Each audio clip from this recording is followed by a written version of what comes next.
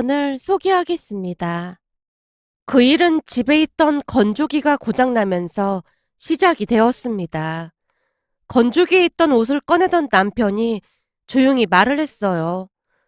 여보, 건조기가 이상한 것 같아. 옷이 하나도 안 말랐는데? 그래? 어디가 고장난 건가? 건조가 하나도 안 됐는데? 그럼 내가 내일 서비스 센터에 연락해 볼게. 라며 다음날 서비스 센터에 연락을 해서 AS 예약을 잡았습니다. 며칠이 지났고 서비스 센터에서 온다고 했기에 엄마를 불러서 집에 같이 있었는데요. 잠시 후 AS 기사님이 도착을 했어요. 건조가 안 되는 증상을 확인하려 열심히 테스트를 하고 있었는데요. 기사님을 가만히 지켜보던 제가 엄마에게 조용히 속삭였어요. 저기 동훈 씨 같지 않아? 뭐? 동훈이? 설마 걔가 왜 AS 기사를 하고 있겠어? 거기다 동훈이는 덩치가 좋은 편인데 저 사람은 많이 말랐구만. 아무리 봐도 눈매가 그런 것 같은데. AS 기사가 마스크를 쓰고 있었지만 그냥 한눈에 봐도 알아볼 수가 있었는데요. AS 기사도 분명히 마스크를 쓰고 있던 저를 알아봤다는 생각이 들기 시작했습니다. 결국 제가 기사님께 조용히 물었어요. 혹시 김동훈 씨? 알아봤네. 난 몰라봐 주길 바랐는데. 순간 동훈 씨의 눈이 매우 슬퍼 보였는데요. 많이 마르긴 했지만 커다란 눈은 여전하기만 했습니다. 놀란 제가 다시 물었어요. 동훈 씨, 대체 어떻게 된 거야? 동훈 씨가 왜 이 일을 하고 있어? 그게 그렇게 됐어. 안녕하셨어요? 뭔가 설명을 하려던 동훈 씨가 엄마를 보고 허리 숙여 인사를 하고 있었는데요. 순간 엄마가 싸늘한 표정으로 대답을 했습니다. 당연히 잘 지내고 있지. 우리 딸도 좋은 남자 만나서 결혼했고 말이야. 근데 자네랑 이렇게 마주치는 거 보니 우리 인연이 썩 좋은 인연은 아닌 것 같구만. 그 잘 나가던 사업가 집안이라고 우리 딸을 그렇게나 무시하더니만 자네는 왜 그러고 있는 건가? 마치 기다렸다는 듯이 엄마가 쏟아내고 있었기에 제가 급히 엄마를 말렸습니다. 엄마, 다 끝난 마당에 왜 이래? 그만해. 내가 그만하게 생겼어? 그때 네가 당한 수모를 생각하면 아직도 천불이 나는구만. 그래서 남의 눈에 눈물 나게 하면 내 눈에서는 피눈물이 난다는 그런 말이 있는 거야. 내가 딱 보니 자네 눈에서도 피눈물이 난 것 같구만. 엄마, 그만 좀 해. 저 집구석이 너한테 한 거에 반에 반도 안 했는데 뭘 난리야. 그때 생각이 나는 것인지 엄마가 잔뜩 흥분한 채 소리치고 있었습니다. 엄마의 말에 동훈 씨가 고개만 숙인 채 조용히 입을 열었어요. 죄송합니다. 어머님 말씀처럼 저 천벌 받은 거 맞는 것 같습니다. 윤경이랑 헤어지고 나서 몇 년 뒤 아버지 사업이 쫄딱 망했거든요. 그 바람에 아버지는 감옥 가셨고 가족들은 뿔뿔이 흩어져서 살고 있습니다. 그러니까 천벌을 받은 게 맞는 것 같네요. 정말 죄송합니다. 라고 말을 하던 동훈 씨가 급히 건조기 부속품을 교체해주고는 제게 말했어요. 저기 무상 보존 기간이 지났는데 예전에 미안했던 것도 있고 하니까 부속품은 내가 그냥 알아서 처리할게. 그까짓 부속품이 얼마나 한다고 그런 소리를 해? 다 필요 없으니까 얼마인지 말이나 해. 자네랑 조금도 엮이고 싶지가 않으니까. 그렇게 동훈 씨가 금액을 말하자 엄마가 지갑에서 돈을 꺼내서 동훈 씨에게 건네며 다시 말을 했어요. 여기 있네. 힘들 텐데 나머지는 가다가 커피나 한 잔 사 먹던지. 그럼 잘 가게나. 동훈 씨가 허겁지겁 챙겨서 밖으로 나가는 모습이었는데요. 그 모습을 보며 정말로 천벌을 받았구나 하는 생각마저 들었습니다. 그러면서 예전 일들이 주마등처럼 스쳐 지나갔습니다. 사실 동훈 씨는 결혼까지 생각했던 전 남자친구였어요. 동훈 씨 아버지가 사업을 했었는데 사업이 잘 되는 모양인지 상당히 부유하게 살고 있었습니다. 우리는 친구 소개로 만나서 1년 넘게 만나다가 결혼 이야기가 나왔는데요. 그 모든 사건은 결혼을 한다고 인사를 가면서 시작이 되었습니다. 제가 집안에 들어서자마자 동훈 씨 어머니가 제게 불만스레 말을 했거든요. 내가 듣자 하니 직업이 간호사라면서? 하필 간호사가 뭐야? 엄마, 간호사 되려면 공부를 얼마나 해야 하는데 그런 소리를 해. 간호사가 의사야? 기껏해야 간호사인데 뭔 호들갑을 떨어대고 있어. 네가 우리 집 장손인데 하필 결혼할 여자를 간호사를 데리고 올 게 뭐니? 엄마, 사람 불러놓고 지금 뭐 하는 거야? 그러게 우리 집 수준이랑 맞는 며느리감을 데리고 오라고 내가 몇 번이나 말했어. 제 앞에서 두 사람이 말다툼을 하고 있었기에 제가 안절부절 못한 채 서 있었는데요. 그 뒤에도 동훈 씨와 어머니가 계속해서 말다툼을 했습니다. 네 사촌 동생 성진이는 교수 집안 여자랑 사귄다고 하던데 네가 뭐가 부족해서 간호사랑 결혼을 하려고 해. 엄마, 자꾸 이러면 나 집 나가서 연락 끊고 살 테니까 그런 줄 알아? 동훈 씨가 으름장을 놓고서야 조용해졌는데요. 그 뒤에도 동훈 씨 어머니가 제게 이것저것 캐묻기 시작했습니다. 그래, 직업은 내가 다 양보할 테니까 그 뭐냐, 여기다 태어난 날짜랑 시간 좀 적어봐. 네? 태어난 날짜랑 시간이요? 그냥 적으라면 적으면 되는 거지. 뭔 말이 그렇게 많니? 이제 보니 말귀도 잘 못 알아듣네. 궁합 볼 거니까 적어보라 그 말이야. 혹시 알아? 궁합은 잘 맞을지? 아, 그게 저희 집에서는 사주나 궁합 같은 걸 안 믿어서 제가 태어난 시까지는 잘 모르고 있는데 잠시 확인 좀 해봐도 될까요? 그러던지 가기 전에 여기다 적어놓고 가. 처음 만났음에도 동훈 씨 어머니가 거침없이 저를 하대하고 있었기에 제 얼굴이 서서히 굳어지고 있었습니다. 그 모습에 동훈 씨가 조용히 저를 달랬어요. 윤경아, 진짜 미안해. 우리 엄마 말투가 원래 좀 그러니까 이해 좀 해줘. 근데 궁합 그런 걸 꼭 봐야 하는 거야? 난 그런 거 안 믿어서 말이야. 그냥 형식적인 절차니까 너무 신경 쓰지 마. 동훈 씨가 대수롭지 않게 대답을 했기에 저도 그다지 신경 쓰지 않고 있었는데요. 식사를 하는 내내 동훈 씨 어머니가 말도 안 되는 억지를 계속 부려댔습니다. 잘 들어라. 우리 집 제사가 1년에 8번이야. 거기다 명절까지 합하면 10번인 거지. 너도 알다시피 동훈이 아버지가 큰 사업을 하고 있는데 그게 제사를 잘 지내서 조상이 도와줘서 그런 거다. 한마디로 우리는 제사만큼은 최대한 성대하게 지내니까 무조건 참석해야 한다. 그게 저도 일을 하고 있어서 일이 생길 때는 어려울 수도 있을 것 같습니다. 네가 의사야? 간호사 주제에 그까짓 일은 뭐 한다고 계속하려고 해. 우리 아들 뒷바라지도 해야 하고 할 일이 한두 가지가 아닌데 결혼하면 당장 때려쳐라. 그까짓 일을 해서 몇 푼이나 번다고 제사에 참석을 못하면서까지 한다고 난리야. 그리고 난 지금껏 가족들 음식은 책임감을 가지고 준비했다. 한마디로 우리 아들한테 인스턴트를 먹인다거나 그런 꼴 절대 못 본다 그 말이야. 알아들어? 그니까 결혼 전부터 와서 음식 만드는 것부터 배워라. 동훈 씨 어머니가 식사를 하는 내내 작정을 하고 제게 명령하듯 말하고 있었기에 그날 먹었던 것이 그대로 얹히고 말았는데요. 잠시도 쉬지 않고 이런저런 명령을 내리고 있었기에 숨이 막혀올 정도였으니까요. 결국 집에 돌아가서 수화제를 먹고 나서야 좀 나아졌는데 잠도 이루지 못한 채 어떻게 해야 하나 고민에 빠지고 말았습니다.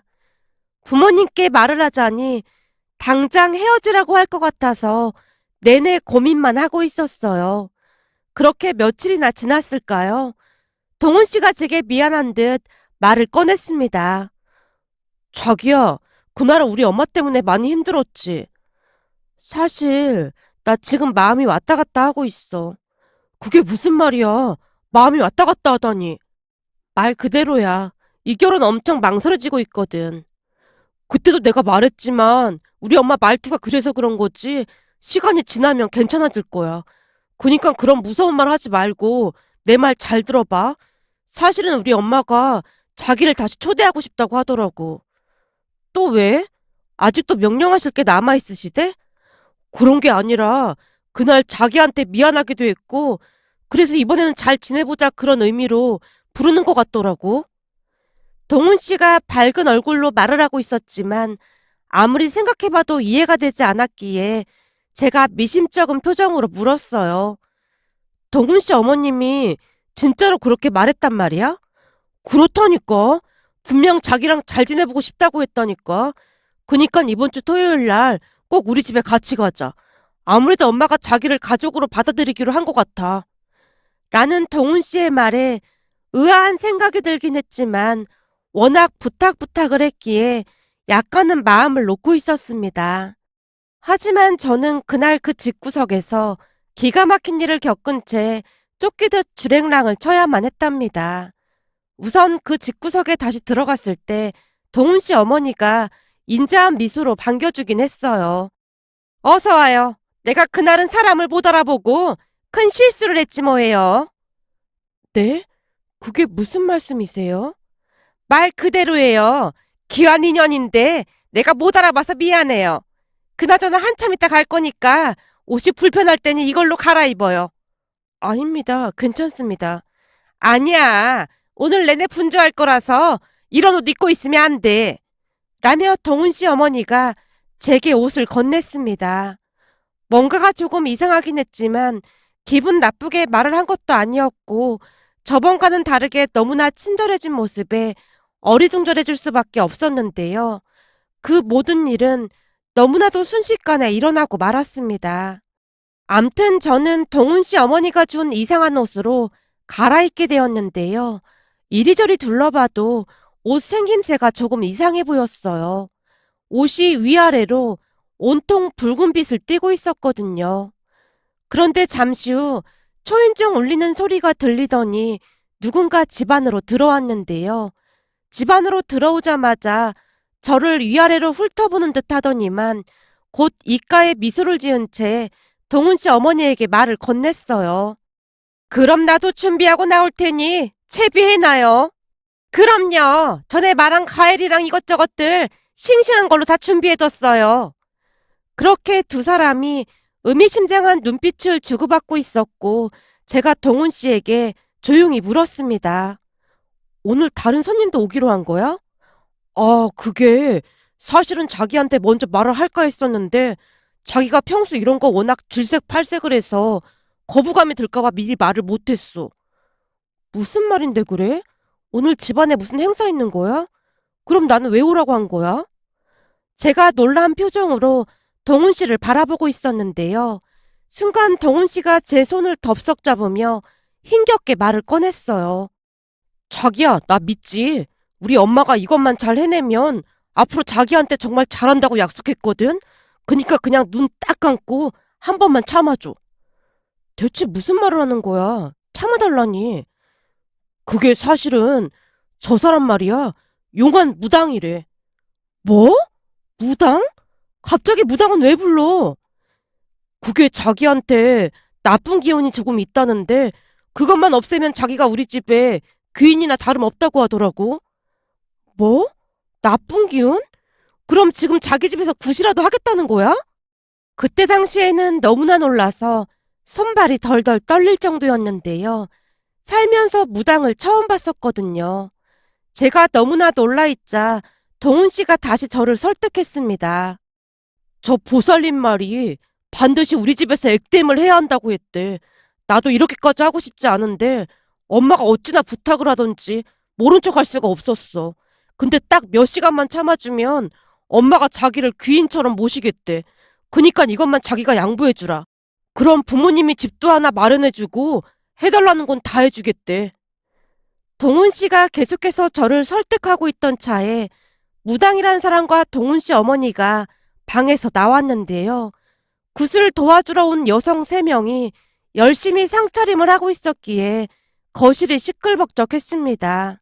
그때 들었던 기분은 마치 제가 재물이 된 것 같았다고 해야 할까요?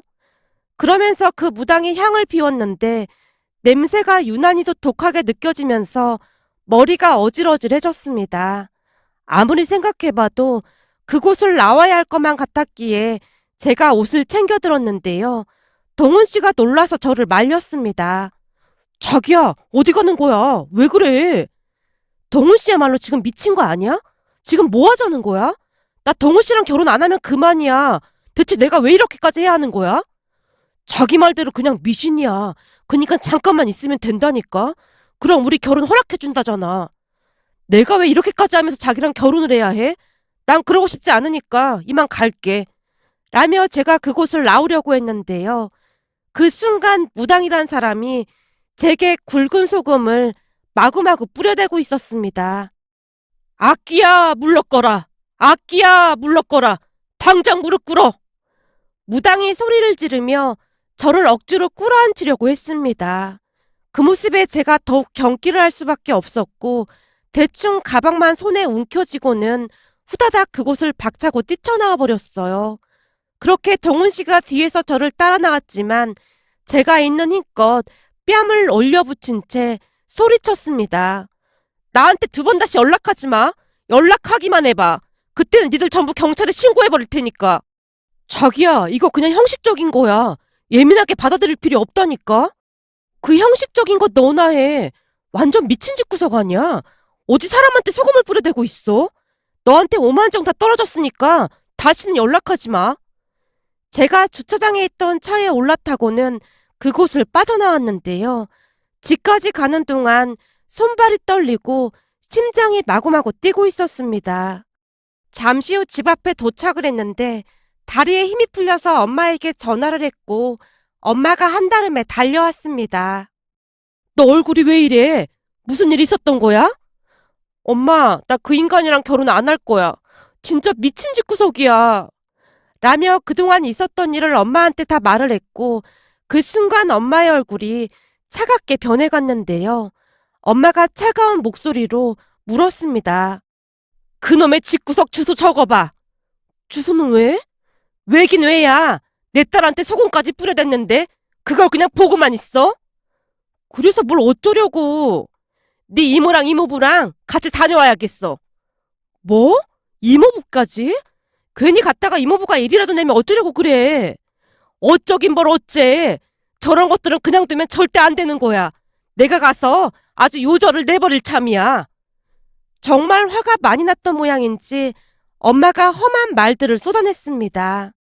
그 뒤 엄마가 정말로 그 집으로 쳐들어갔습니다. 엄마가 초인종을 누르자 바로 문을 열어줬고 신발을 신은 채 거실로 뛰어들어갔답니다. 그렇게 집 안으로 쳐들어가서는 들고 있던 소금을 집안 구석구석에 마구마구 뿌려댔다고 합니다. 그 모습에 전남친 엄마가 놀라서 소리쳤고요. 아니 지금 뭐 하는 겁니까? 뭐? 뭐 하는 겁니까? 이게 어디서 무당에 미쳐서는 남의 귀한 딸한테 소금을 뿌려대고 있어. 그거야 당신 딸이 우리 아들이랑 결혼하고 싶다고 하도 매달리길래 내가 나쁜 액 좀 쳐내고 결혼시키려고 했던 겁니다. 그 액만 쫓아내면 둘이 아주 궁합이 잘 맞는다고 하니까 얼른 가서 데리고 오세요. 없는 집에서 우리 집 같은 부잣집으로 시집 보내면 그쪽도 남는 장사하는 거잖아요. 뭐가 어쩌고 어째? 남는 장사? 당신 말 다 했어? 그 입 한 번만 더 놀려봐. 주둥아리를 그냥 확. 엄마가 고래고래 소리를 지르며 이번에는 전남친에게 소금을 뿌려댔답니다. 너 다시 한번 내 딸 앞에 나타나기만 해봐. 그땐 내 손에 아작 날 줄 알아. 그 말을 하고는 엄마와 이모 부부가 뒤를 돌았다는데요. 그 순간 전남친 엄마가 우리 엄마 손을 덥석 잡더랍니다. 저기 그 집 딸이 복이 많아서 우리 집에 딱 만든다고 하던데 그러지 말고 나쁜 애군만 쫓아내고 결혼시킵시다. 그 집 딸이랑 우리 아들이랑 결혼시키면 우리 남편 사업도 승승장구한다고 하더라고요. 결혼할 때 우리가 집도 하나 얻어줄 테니까 이 굿만 하게 해줘요. 라는 말까지 했다네요. 그 말에 화가 치민 엄마가 그 면상에 대고 소금을 냅다 뿌렸고요. 그 뒤에도 전남친과 전남친 엄마가 한동안 연락을 해왔는데요. 제가 그 집안과 참 잘 맞는 그런 사주라고 했답니다. 하지만 저는 그 집안과 절대 엮이고 싶지 않았기에 그 즉시 헤어졌습니다. 평소 미신을 절대 믿지 않던 엄마조차도 그 인간들이 무슨 짓을 한 것인지 걱정이 되어 여기저기 물어봤던 모양인데요. 누군가에게 이야기를 듣고 온 엄마가 제게 놀라서 말을 했어요. 내가 들어보니 요즘은 세월이 변해서 무당들도 신식이라 옛날같이 저렇게 무식하게 사람한테 소금이나 뿌리고 집에서 굿하고 저러진 않는다고 하던데 저런 미신이나 믿고 있으니 보통 정신 나간 집구석이 아닌 거야. 아무래도 돌아가신 네 할머니가 보살펴 주신 것 같다. 네 할머니가 널 좀 예뻐하셨니? 내가 보니 할머니께서 너 결혼 못하게 하려고 도와주신 거야. 아무리 생각해봐도 그거밖에 없어. 이번 주 주말에는 다 같이 할머니 산소에 다녀와야겠다. 내가 말야 산소에 가서 어머니께 무릎 꿇고 감사 인사를 드릴 참이야. 엄마가 천만 다행이란 듯이 안도의 한숨을 내쉬고 있었습니다. 그렇게 전 남친과는 완전히 헤어졌습니다. 그런데 그날 전 남친이 AS 기사로 우리 집에 올 줄 누가 알았겠습니까?